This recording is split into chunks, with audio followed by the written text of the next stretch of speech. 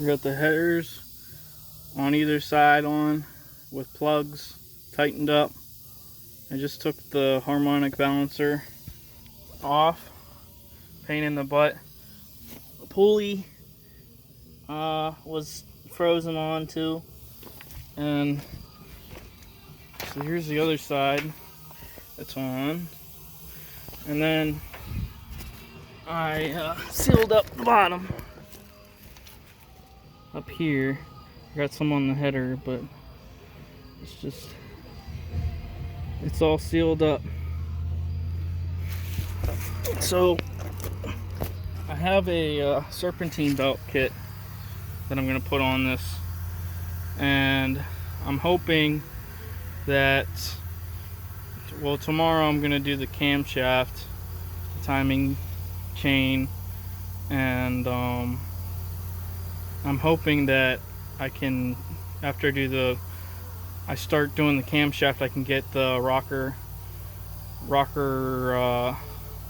arms on, which I have roller rockers, and I have comp cam. They're like Magnum push rods. They're pretty expensive actually, but I think it'll be good that I'm running that with the supercharger, small supercharger, the 177.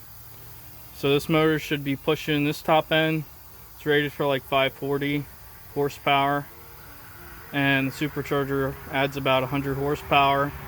So I should be around 600 plus horsepower in this motor for the 454, which back in the day with the Chevelles, they were making like 500 horsepower anyways. So I did have to trim with the header. I had to trim underneath a little bit because these ARP bolts came with they came with washers that were already lubricated, and the washers, the bolts that I took off the other heads were, I mean, heads are similar in a certain way and how big they are, but the heads that I took off and the bolts didn't, I don't think they had any washers on them, and I had to trim underneath the header on either side because the holes weren't lining up quite right. So that's about it. Working in the dark,